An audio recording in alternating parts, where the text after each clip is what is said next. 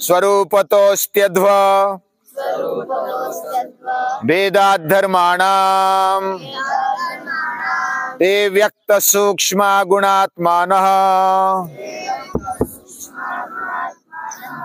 परिणामेकत्वात् वस्तुतत्वम् परिणामेकत्वाद् वस्तुतत्वम्।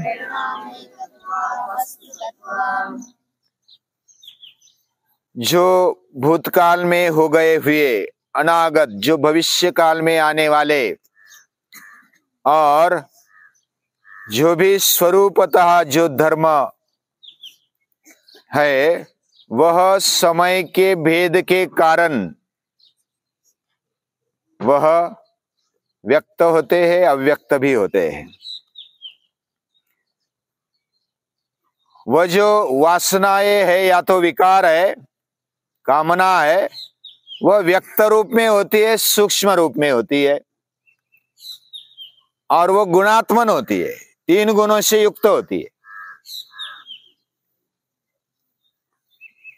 ये वासना कामना यानी इच्छा शक्ति, इच्छा, ये इच्छा गुणों से भरी हुई होती है। सत्व रज तम, सात्विक राजस और तामस गुण से युक्त ऐसी वासना होती है। वह अनादि होती है। वह उसके रूप में अव्यक्त हो सकती है, लेकिन अव्यक्त रूप में गुणात्मक रहती है। लेकिन उसको गुणात्मक भी नष्ट होना चाहिए,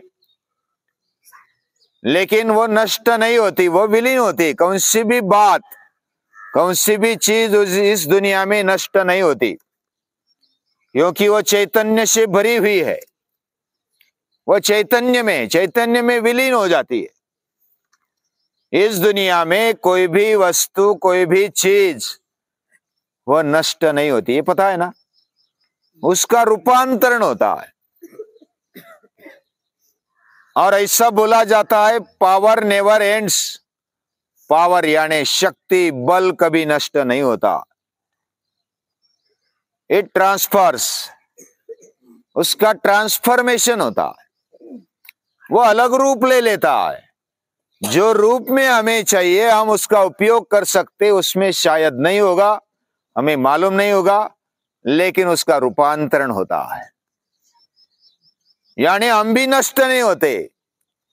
ये पंचमहाभूत, ये पूरी सृष्टि नष्ट नहीं होती। वो कभी अव्यक्त होती है, कभी व्यक्त होती है। व्यक्त यानी कभी प्रकट होती है, कभी अप्रकट रहती है। यानी होती तो है, तो हम भी नष्ट नहीं होते, हमारी वासना भी नष्ट नहीं होती, लेकिन उसका प्रतिप्रसव कर सकते हैं। प्रतिप्रसव यानी, प्रसव यानी जन्म होना। जैसे मां के गर्भ से हम पैदा हुए, हमारा प्रसव हुआ, हर एक का वैसा ही है। जो भी जीव जन्म लिया उसका प्रसव है। प्रसव धर्मी, ये प्रकृति है, प्रसव धर्मी है। स्वराज क्या बोलता है, क्या पूछता है? हाँ, वासना म्हणजे, वासना, कामना और इच्छा शक्ति लगभग एक अर्थ जैसे है। यानी वासना मतलब हमारी इच्छा, कामना। वासना उसको बोलते, इच्छा को बुरी बात लग गई तो वासना उसको बोलते थे। कामना भी जब इच्छा हमारी व्यसन जैसी हो गई तो उसको कामना बोल देते।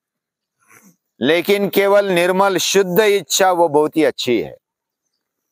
उसको अगर व्यसन रूप में ले लिया, बस मुझे चाहिए, उसके बिना मैं चोरी करूंगा या तो उधार लूंगा, कुछ भी करूंगा लेकिन लूंगा, ये कामना हो गई। और वासना, उसको गलत अर्थ में अगर हमने स्वीकारा हुआ है तो वो वासना है। हाँ, तो जग ने क्या पूछता है? हाँ, व्यसन क्या है? व्यसन क्या है पता है? कौन बताएगा? हाँ, स्वराज बताएगा।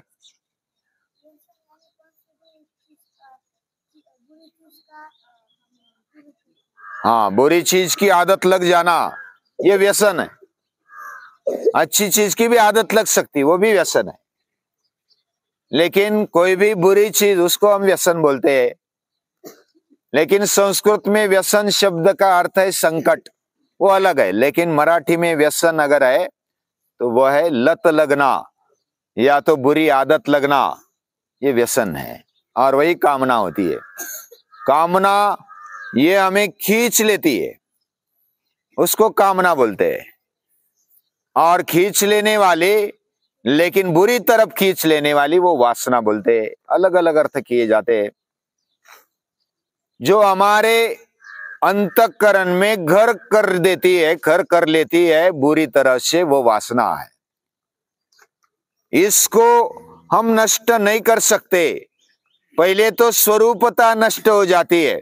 जब हेतु फल आश्रय आलम्बन का हम अभाव कर देते हैं, या तो निस्वार्थ कार्य करने लगते, हमारा मन शुद्ध होने लगता है, तो वासना कामना व्यक्त नहीं होती, वो प्रकट नहीं होती। लेकिन अंदर तो रहती है, अंदर गुणात्मक रहती है, कारण रूप में रहती है, लेकिन वो व्यक्त नहीं होती।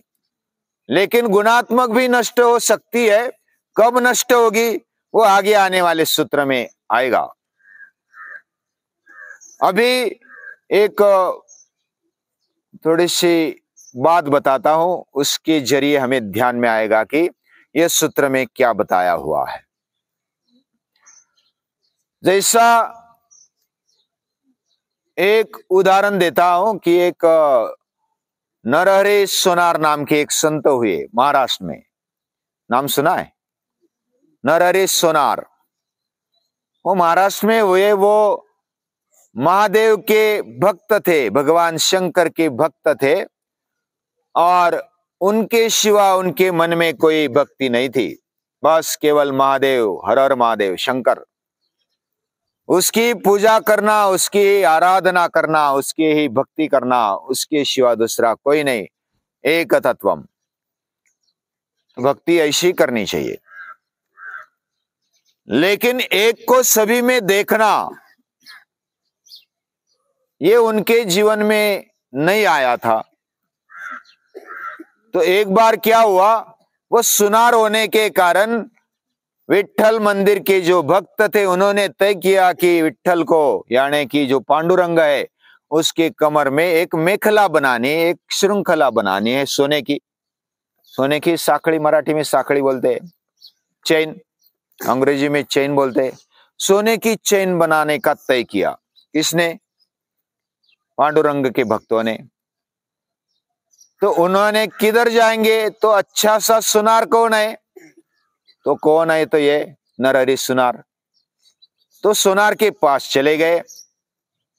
तो नरहरि सोनार बोले, पांडुरंग के लिए बनाना है, मैं नहीं बनाऊंगा।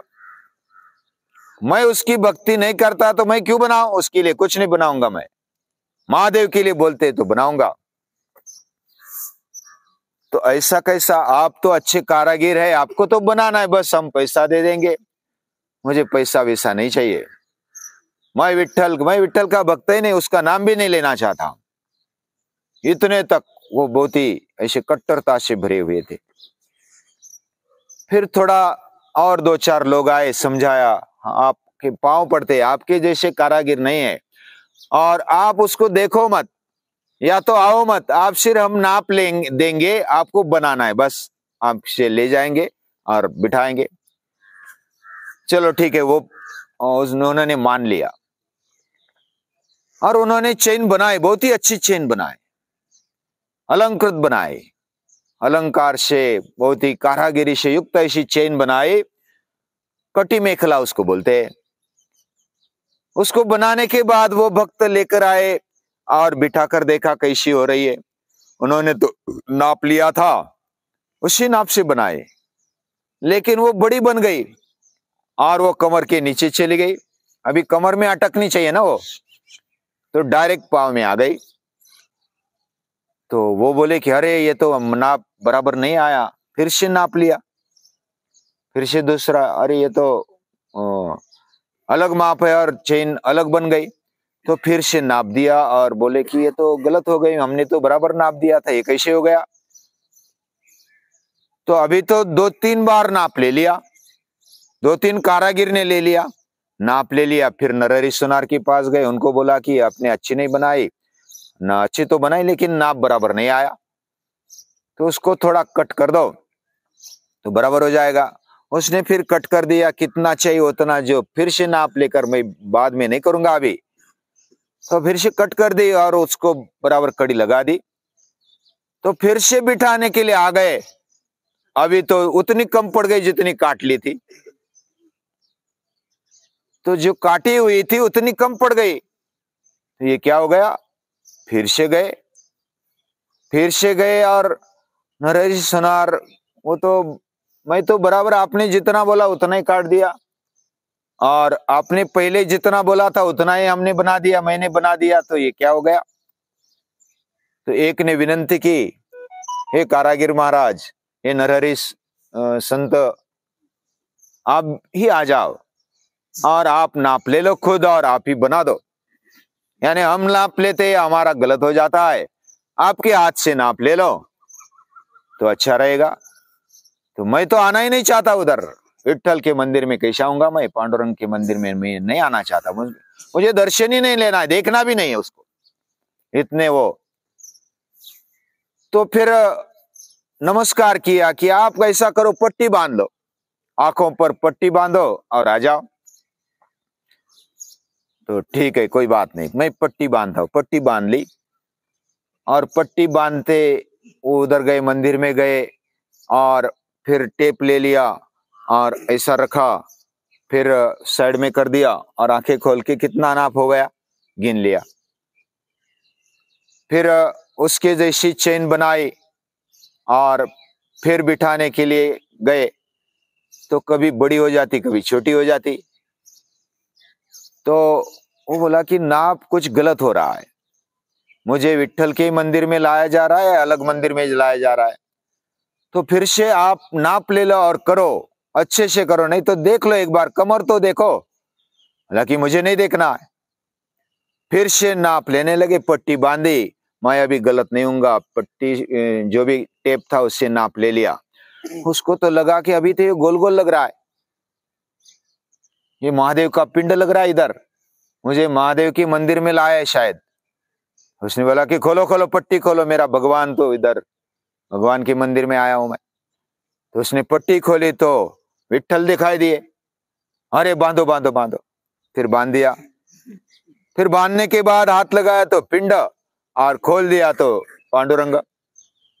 अभी तो वो गड़बड़ होने लगी, उनकी गड़बड़ होने लगी कि ये क्या बात है। तो फिर उनकी आंख खुल गई, ये पांडुरंग और महादेव अलग नहीं है, ये ब्रह्मा और विष्णु अलग नहीं है, एक ही रूप है, एक ही रूप सभी में बसा हुआ है।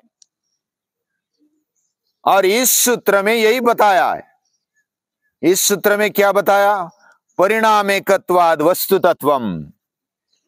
ये जो पूरी दुनिया है ना, त्रिगुणात्मक है, सत्व रज तम और पंचमहाभूत है, अलग अलग वस्तु ये दिखती है, लेकिन उसमें एक तत्व है। एक तत्व कौन सा है, ये सुप्रीम पावर इसमें बसी हुई है, ये चैतन्य इसमें बसा हुआ है। जैसा कोई इलेक्ट्रिशियन है, उसको बल्ब में, ट्यूब में, पंप में, फैन में, फ्रिज में एक ही ताकत दिखती है।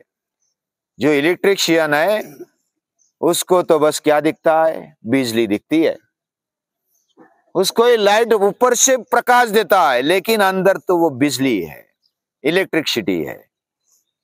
वैसा पंप में भी है, मोटर में भी है, वैसा अलग अलग जगह पर है, एक ही एक तत्व वह इस दुनिया में बसा हुआ है। वह अलग अलग रूप धारण करेगा, लेकिन अलग अलग गुण होने के बावजूद भी एक ही एक तत्व उसमें दिखाई देता है। जैसे सोना है, सोने के हम चेन बना सकते हैं, दूसरा अंगूठी बना सकते हैं, कुछ दागिने बना सकते हैं, अलंकार बना सकते हैं, लेकिन सोना तो एक ही है। वैसा इस दुनिया में एकम सत्य विप्रा बहुधा वदंती, एक ही सत्य है, बाकी तो विविध बोलने वाले जो विद्वान है वो बोलते हैं। लेकिन सही जानने वाले वो एक ही एक तत्व स्वीकारते हैं और मानते भी है। और हमारे शास्त्रज्ञों ने भी जब संशोधन करना चाहा, 2-3 साल पहले की बात है, इस परमाणु में क्या तत्व छिपा है वह ढूंढने के लिए एक बड़ा मशीन बनाया। कितना किलोमीटर लंबा था वो मालूम है? वो शायद 27 किलोमीटर लंबा मशीन था, एक स्फोट करने के लिए, एक अणु का स्फोट करने के लिए। 27 किलोमीटर, बहुत ही ऐसा पूरा लंबा बनाया यंत्र, और उसमें उसका स्फोट करवाया। इसका परमाणु का, परमाणु यानी आंख से भी नहीं दिखता, सूक्ष्म यंत्र से भी बहुत छोटा दिखता है। उसका स्फोट करके जो भी आया, जो विघटन करने जैसा नहीं था, उसमें इलेक्ट्रॉन, प्रोटॉन, न्यूट्रॉन, ये तीनों तत्व थे। और तीनों जो कण थे ना, वो एक दूसरे से भिड़ रहे थे, घूम रहे थे। अभी वो कैसे घूम रहे, कौन सी ताकत से घूम रहे, कौन सी पावर है, ये उनको पता नहीं चल रहा था। और वो पार्टिकल था, बहुत ही छोटा पार्टिकल, तो उसको नाम दिया। नाम क्या देंगे इसको, समझ में नहीं आता कौन सी शक्ति इसमें काम कर रही है। ये हलचल करता है, कौन हलचल करता है, ये गॉड पार्टिकल है। और उनको समझ में नहीं आया कि क्या है। अभी कण तो जड़ मानते हैं, उसका स्फोट भी होता है, उसमें ऊर्जा है और वो हलचल भी करता है। हमारे समझ में नहीं आता कि ये क्या है। हम इस दुनिया में पंचमहाभूतों की दृष्टि से देखते हैं, वह त्रिगुणात्मक प्रकृति की दृष्टि से देखते हैं, लेकिन वह एक ही एक तत्व है। परिणाम एकत्वाद वस्तु तत्वम। ये जैसे अभी दिया देखा है ना, दिया उसमें तेल होता है, उसमें बाती होती है और उसमें ज्योत होती है। तेल, बाती और ज्योत वो एक रूप बन जाते हैं जब ज्योत रूप में प्रकट होते हैं। वो तेल वात में से घुसता है और प्रकाश रूप में प्रकट होता है। वैसा ये पूरी दुनिया अलग अलग दिखने के बावजूद भी उसमें एक तत्व है, और वो वस्तु तत्व भी हमें एक दिखाई देता है, ज्योत एक दिखाई देती है, लेकिन उसका विभाजन भी कर सकते हैं। विभाजन करने के बावजूद भी उसमें एक तत्व है।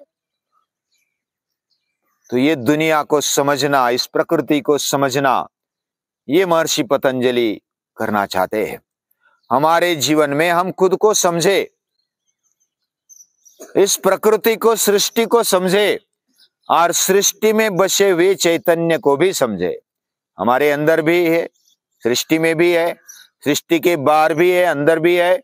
एक ही भी स्थान ऐसा नहीं है वो उसके बिना है।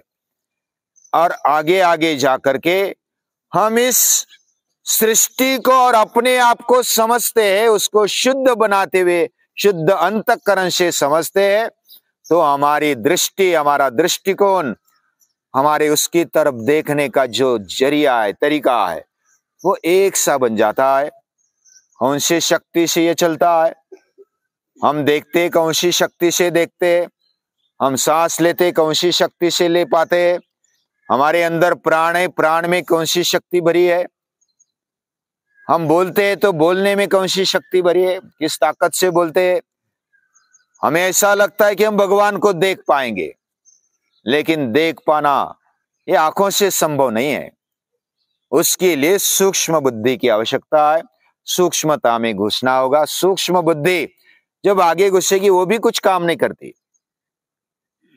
तो वो भगवान की कृपा होती है। यानी हमारा प्रयास, हमारी बुद्धि को चलाना, और बुद्धि को चलाते चलाते उसमें अगर विलीन कर देते, बुद्धि रुक जाती है, उधर भगवान प्रकट हो जाते हैं, और भगवान की कृपा से हमें समझ में आने लगता है। हमें समझ में आना, हम और भगवान अलग नहीं है, ये भाषा भी गलत हो जाती है। लेकिन जैसे धीरे धीरे इसका अभ्यास करो, समझ में आ जाएगा। योग सूत्र, योग दर्शन, ये प्रैक्टिकल वेदांत है। ये महर्षि के कृष्णा जी केशव कोल्हाटकर हो गए, जिनका योग दर्शन बहुत पढ़ने जैसा है, वो पढ़ेंगे तो पता चलता है। ये प्रैक्टिकल यानी प्रत्यक्ष रूप में वेदांत है, ये योग दर्शन है। योग दर्शन का अभ्यास करते जाएंगे तो धीरे धीरे वेदांत की तरफ जाएंगे। यानी वेदांत में क्या बोला है? ईशावास्यमिदं सर्वम, भगवान एक ही है, ईश्वर एक ही है, ये ईश्वर से भरा हुआ है, ये अलग नहीं है, एक ही एक तत्व इस दुनिया में भरा हुआ है। और ऐसा जो देखता है वो ज्ञानी है, जो अलग अलग देखता है वो भेद निर्माण करता है। उसके लिए सृष्टि को समझना कठिन बात हो जाती है। तो ऐसी बुद्धि हमें मिले, हमारा अभ्यास, हमारी उपासना साधना बनी रहे, ऐसी प्रार्थना करते हुए महर्षि पतंजलि को और भगवान को नमस्कार।